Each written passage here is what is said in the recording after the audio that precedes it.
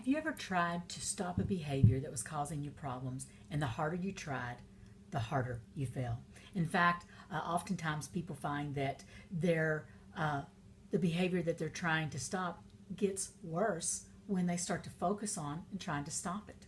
And then they really feel kind of kooky going, oh my gosh, what's going on here? I'm trying to be responsible and stop this behavior. And I'm quoting scripture and I'm committed to the change. And I'm putting action plans into place.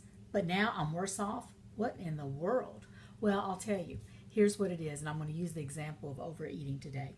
Oftentimes, what we're focusing on, the behavior that we want to change that's out here, that is a symptom of the problem that's in our heart.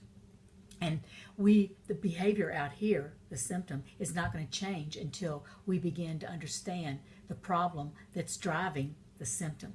But yet, here's the tricky part. The symptom medicates the problem to try to soothe it and give it what it needs. Even though it's counterfeit, it temporarily satisfies it.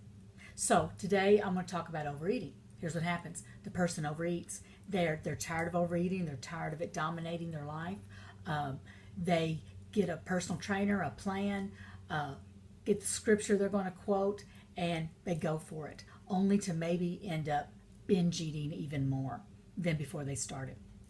And then, like I said, they feel very frustrated and defeated. So what's the deal?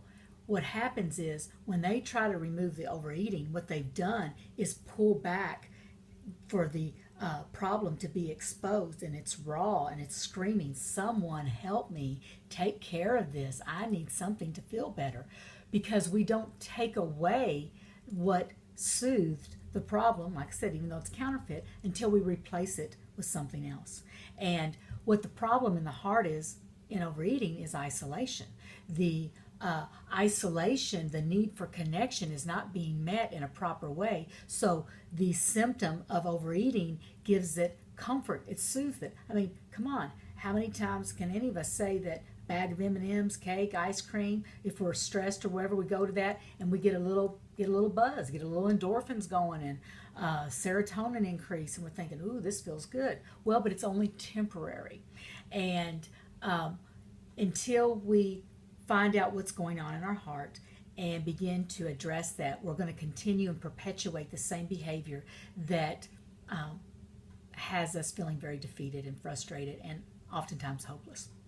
So in the case for isolation, what needs to replace it or medicate it is God's design, which is deep relationships, real, authentic relationships. And until that happens, the heart is going to go out here and medicate in a counterfeit way.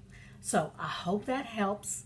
And I didn't say is that, so we still do all those other good things, but we also do the deep relationship simultaneously with the other good things to be able to finally walk in victory and not overeat like that and live that defeated lifestyle. So let's hear your scenarios. Let's hear what obstacles you're coming up against. But my prayer, dear Jesus, is that you don't stay in this defeated place and feel like you have to settle for this, because you don't.